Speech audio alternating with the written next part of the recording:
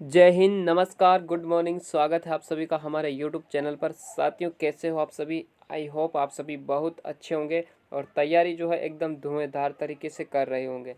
साथियों, आज की क्लास में हम देखेंगे मनोविज्ञान और मनोविज्ञान की क्लास नंबर 28। अगर आपने पिछली क्लासों को नहीं देखा है तो मैंने डिस्क्रिप्शन में इसकी लिंक, इस प्लेलिस्ट की लिंक पर जाकर आप उसको क्लासों को अटेंड कर सकते हो और अपनी तैयारी को एकदम अच्छे तरीके से तैयार कर सकते हो। चलिएगा साथियों, आज की क्लास की हम शुरुआत करते हैं बिना समय गवाए। आपको क्लास को लास्ट तक अटेंड करना है और जितने भी क्वेश्चन आपसे सही होते हैं मुझे कमेंट बॉक्स में ज़रूर बता के जाना। और ये सेशन आपको कैसा लगा, क्वेश्चनों का लेवल क्या रहा, मुझे ज़रूर बता के जाना।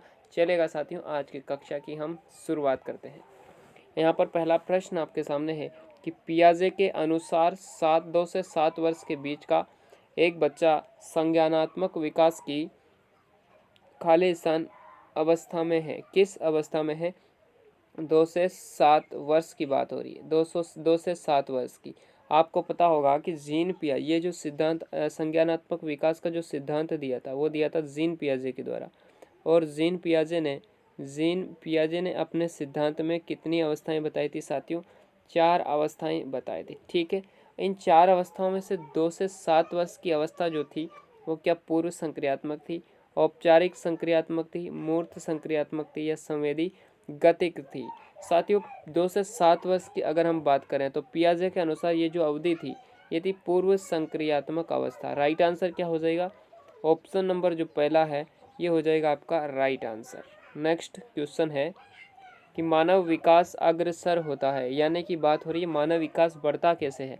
सामान्य से विशिष्ट की ओर, विशिष्ट से सामान्य, जटिल से कठिन या फिर साधारण से आसान?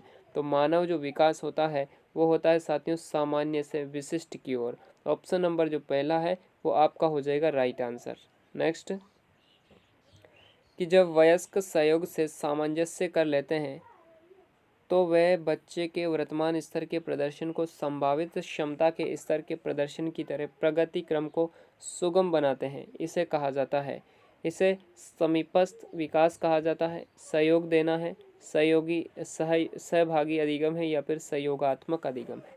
बात हो रही है वयस्क सहयोग से, तो वयस्क सहयोग से तो यहाँ पर ऑप्शन नंबर जो बी है वो हो जाएगा आपका राइट आंसर, यानी कि बी ऑप्शन यानी कि सहयोग देना आपका हो जाएगा एकदम राइट आंसर। नेक्स्ट क्वेश्चन देखते हैं कि नवीन जानकारी को शामिल करने के लिए वर्तमान स्कीमा में बदलाव की प्रक्रिया क्या कहलाती है? तो क्या ये अनुकूलन है, आत्मसातीकरण है, समायोजन है या फिर विलोपन है? कह रहा है कि नवीन जानकारी को शामिल करने के लिए वर्तमान स्कीमा में अगर आप बदलाव करते हो तो ये जो साथियों ये जो कहलाता है, ये कहलाता है आपका समायोजन, यानी कि ऑप्शन नंबर जो सी है वो हो जाएगा आपका राइट आंसर। नेक्स्ट क्वेश्चन आपको देखना है, क्वेश्चन नंबर 4 का आपको करना है सी राइट आंसर।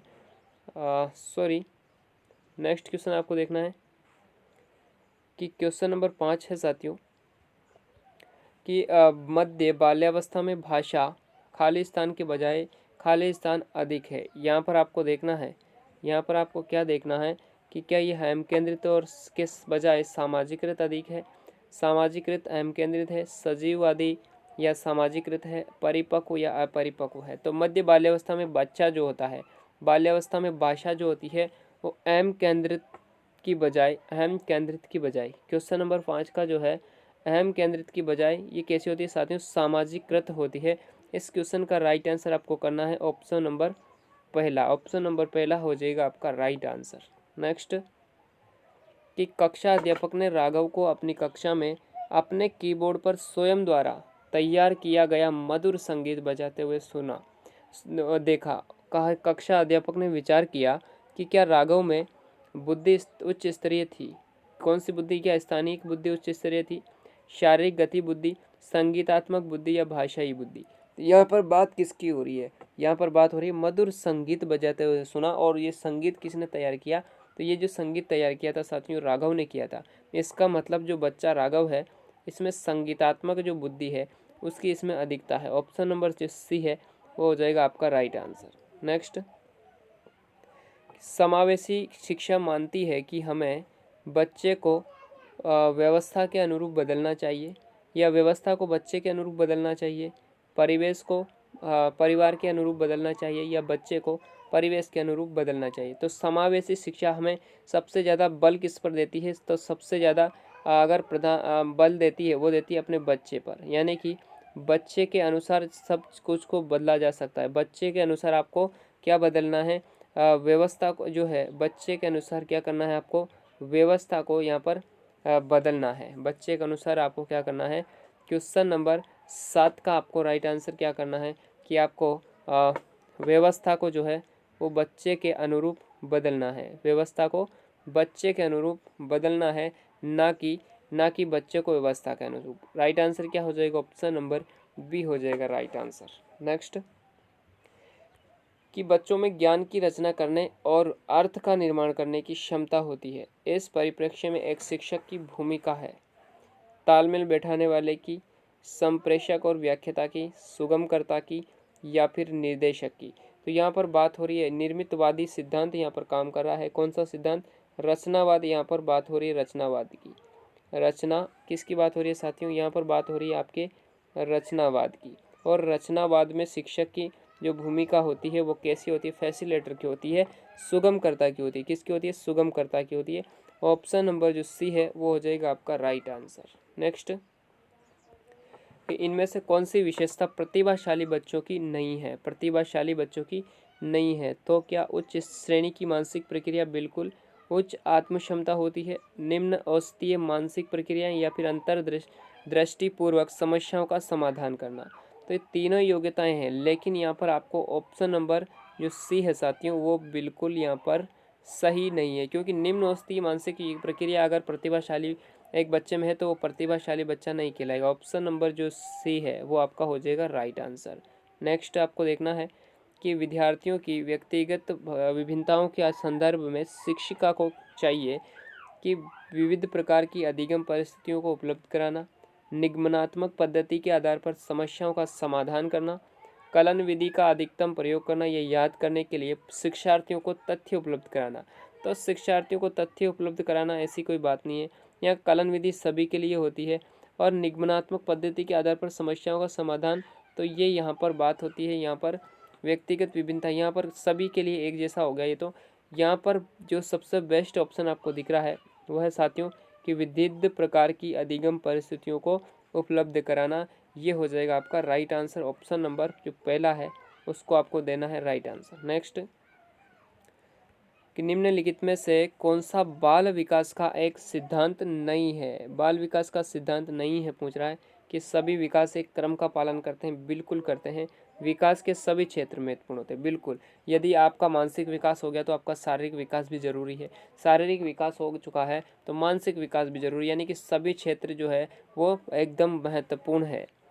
सभी विकास परिपक्व तथा अनुभव की अंत्यक्रिया का परिणाम होते हैं, बिल्कुल।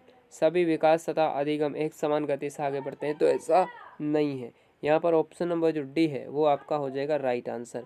यहाँ पर सभी विकास तथा अधिगम एक समान गति से आगे नहीं बढ़ते हैं साथियों।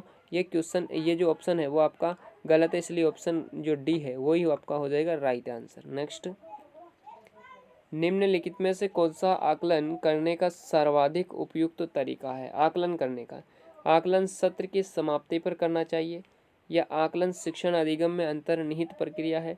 आकलन एक शैक्षणिक सत्र में 2 बार करना चाहिए, शुरू के द्वारा और अंत में। आकलन शिक्षक के द्वारा नहीं बल्कि किसी बाहरी एजेंसी के द्वारा किया जाना चाहिए। तो साथियों यहाँ पर बेस्ट ऑप्शन आकलन का जो है वो हो जाएगा आपका आकलन शिक्षण अधिगम में एक अंतर्निहित प्रक्रिया है। कैसी है, यानी कि आप शिक्षण के साथ साथ ही आप सीसीई को आपको देखा, अगर आपने पढ़ा है तो इस क्वेश्चन का राइट आंसर अपने आप निकल कर आता है कि आकलन जो है वो शिक्षण अधिगम में एक अंतर्निहित प्रक्रिया है। ऑप्शन नंबर बी जो है वो आपका हो जाएगा राइट आंसर।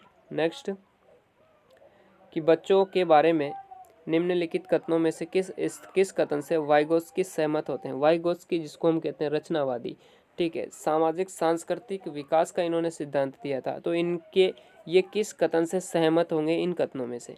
क्या बच्चे सब वयस्कों के साथ सामाजिक अंतःक्रियाओं के माध्यम से सीखते हैं, या फिर बच्चे तब सीखते हैं जब उनके लिए आकर्षक पुरस्कार निर्धारित किया जाए, बच्चों के चिंतन को तब समझा जा सकता है जब प्रयोगशाला में पशुओं पर प्रयोग किया जाए, या बच्चे जन्म से शैतान होते हैं, उन्हें दंड देकर नियंत्रित किया जाना चाहिए। तो इन चारों कथनों में से वाइगोत्स्की जो सर है तो किस कथन से सहमत होंगे?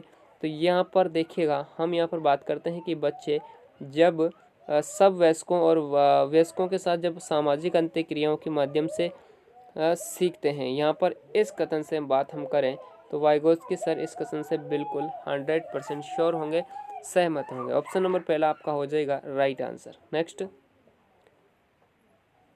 क्वेश्चन है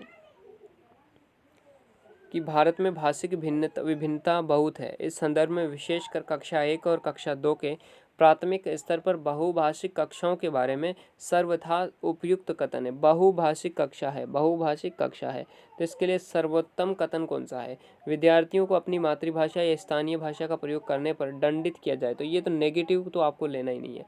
विद्यालय में उन्हीं बच्चों को प्रवेश दिया जाए जिनकी मातृभाषा वही हो जो शिक्षा के लिए अपनाई जा रही हो। यह भी बिल्कुल गलत कथन है। शिक्षक को सभी भाषाओं का सम्मान करना चाहिए और सभी भाषाओं में अभिव्यक्ति के लिए बच्चों को प्रोत्साहित करना चाहिए। ये इसका किस क्वेश्चन का होगा राइट आंसर। लेकिन नेक्स्ट और देख लेते हैं कि जो बच्चे कक्षा में मातृभाषा का प्रयोग करते हैं, अध्यापक को उनकी उपेक्षा करनी चाहिए। नहीं भाई, उनको तो प्रोत्साहित करना चाहिए कि शाबाश बेटा। लेकिन तीनों के तीनों कथन क्या है? नेगेटिव है। और नेगेटिव ऑप्शन आपके लिए आपकी सेहत के लिए हानिकारक तो नहीं, आपके एग्जाम की दृष्टि से ये हानिकारक हो सकते हैं। इसलिए आपको नेगेटिव ऑप्शन को बिल्कुल भी श्योर नहीं करना है। यहाँ पर राइट आंसर आपको बताना है क्या बताना है आपको राइट आंसर?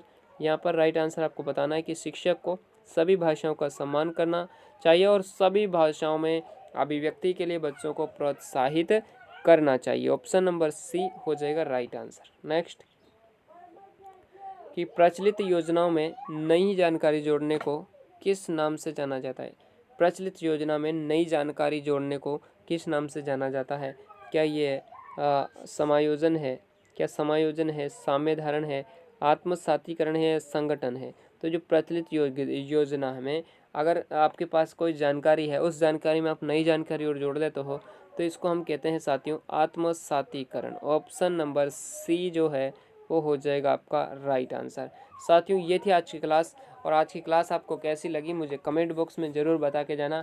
मैं उम्मीद और आशा करता हूँ कि ये क्लास आपके एग्ज़ाम की दृष्टि से एकदम रामबाण साबित होने वाली है। चलेगा साथियों, मिलते हैं नेक्स्ट सेशन में। मुझे कमेंट बॉक्स में ज़रूर बता के जाना आज की सेशन में आपको प्रश्न जो है वो कैसे लगे, और आपकी तैयारी एकदम ज़बरदस्त आपको करनी है। चलेगा साथियों, मिलते हैं नेक्स्ट सेशन में। आज के लिए इतना ही, धन्यवाद।